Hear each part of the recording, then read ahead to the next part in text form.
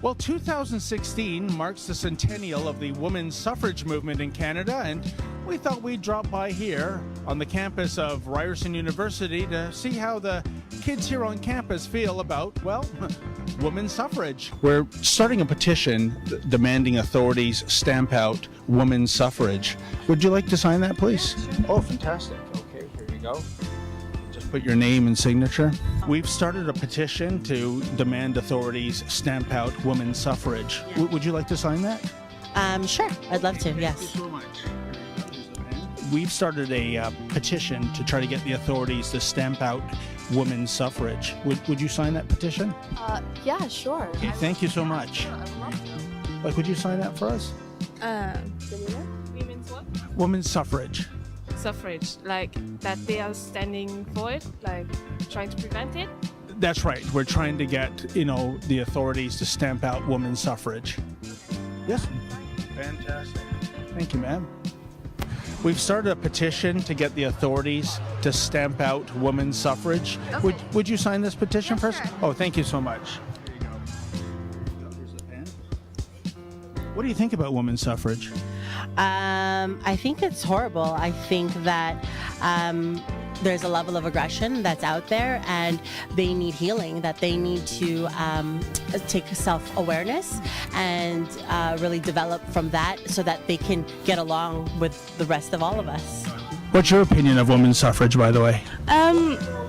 It's obviously disheartening hearing about it. It's happening everywhere. I would love for more girls my age or youth or students to educate themselves about what's going on, because just like me, before I was very oblivious to stuff like this. I didn't know the depth of suffrage across the world or just in my area. I'm actually from London. What do you think about women's suffrage? So could you quickly define that for me? Just the whole idea of, suffrage and women, and yeah. Well, in general, I think women should be respected and treated as persons, even though you think that this has already been covered a couple of decades back. It's still an issue today, and I think that we need to create a collective effort as a society in order to at least diminish the problems that we're still facing today. Well, what do you think about women's suffrage? Well, it's not fair. I think everyone should be able to live without the fear of being harassed or anything. There should be equality. So. And what about yourself? What do you think about this whole issue of women's suffrage? I think it's a problem that needs to be solved, and the media should really take part in working on that. Well, what do you feel about women's suffrage? It happens in the world and it's unfortunate, but I don't think anything's gonna change, not anytime soon, as sad as that is. But hopefully, What do you feel about those people that actually support women's suffrage? I don't think it's right, but they believe what they want to believe, but in my opinion, it's not right. What do you think about those people that actually support women's suffrage? I don't really know anyone that supports women's suffrage in real life, so I don't know what perspective they're coming from when they support it, I can't imagine what's going through their head. I guess people have different reasons, every scenario is different, whatnot. And what about those people, as I was asking your friend earlier, that actually support women's suffrage? I guess we need to educate them. Well, there you go, folks. In 2016, the centennial year of the women's suffrage movement here in Canada, there is no shortage of kids here on campus at Ryerson University who are, well, dead set against what the suffragettes were fighting for some 100 years ago.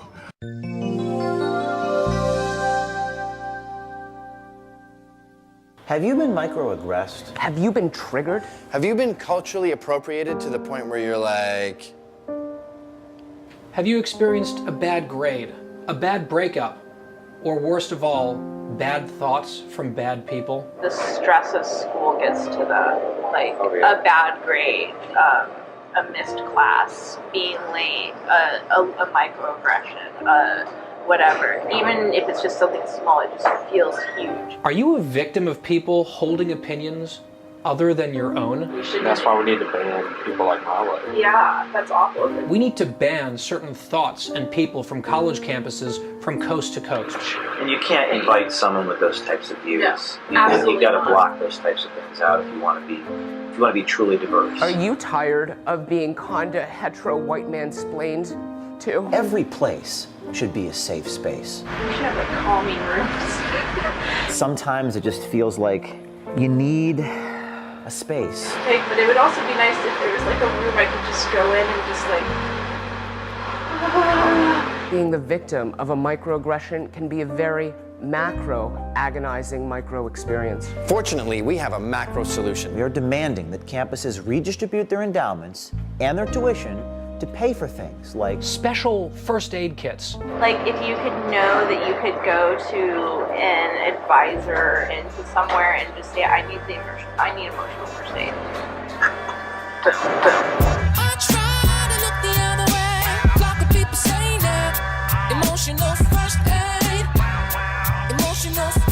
George Washington, Thomas Jefferson, Alexander Hamilton are all part of an infamous group of founding fathers.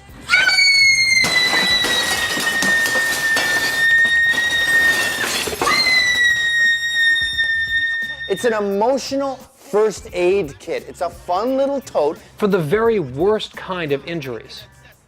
Emotional injuries. There's first aid for your body, but there's also first aid for your mind. Yeah.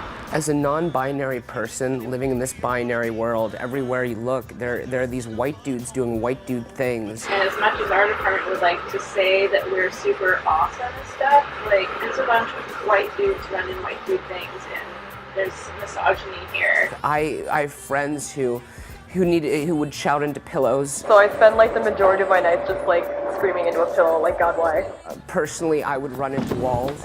That was before I was introduced to the emotional first aid kit. We also found brave leaders at the University of Houston who understand our plight and want to help. So like if you need help actually putting together the kits, I would come and help you guys. We found faculty with more than enough time to devote to our cause. They're really cool with me. Basically doing our work, basically doing our work. That's why we're installing one of these on every single corner, in every single dorm. Totally free of charge, of course. We want to give this to every single student, basically in the world, but we'll start here. I'm like, what do you put in those kids? One of the things we just started out with was just a very soft baby blanket. There's an owl blanket. It's little monkeys who are sailors, who are genderless. One of the biggest issues is your surroundings and all of the people. So how do you cancel out the people or your experience of the overwhelmingness that you're feeling? When they're all like freaking out, like when everything is like loud, even loud noises. Just basically earplugs. You just pop those in. You know, like an eye mask and like headphones with like with the just set to like, you know, the sounds of like, I don't know, kittens. Kittens. You know the sound of kittens, and then you just go, oh. The smell of lavender, because that's calming. Yeah, right. And then while you're chilling out, chillaxing, you can have a pacifier. Now this isn't just mimicking a woman's breast, it's also a way to sort of... You know, I sucked my thumb for 20 years, so like also when I just, I'm going to go. Suckle and the repetition of realigns your chakra. We also have Hershey's Kisses. But even when we're getting candies, we want to be careful about the kind of candy images we say. There's white chocolate. Whoa! Does anyone see a problem with this? We have Hershey Kisses, and we didn't realize these ones would have American flags on them. Sort of synthetic patriotism too. I'm more American because I wave a flag as opposed to walking the walk.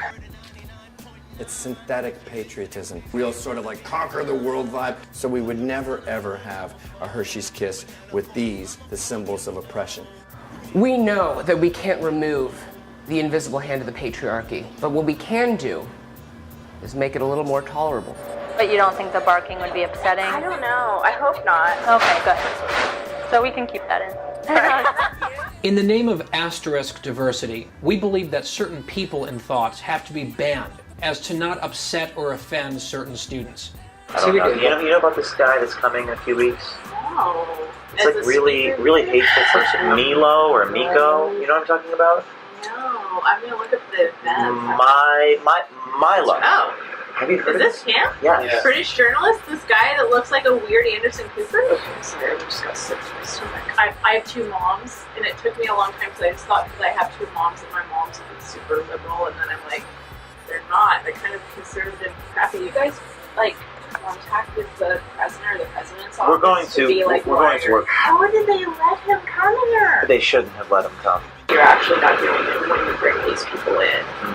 Is you're not celebrating diversity. And instead you're doing the exact opposite of that. Because the new definition of diversity is a beautiful kaleidoscope of the same idea. If you're listening, baby, you're gonna be fine. Whether it's xenophobe, homophobe, bananaphobe, Islamophobe, yeah, we know. We made a kid for you just to make it home.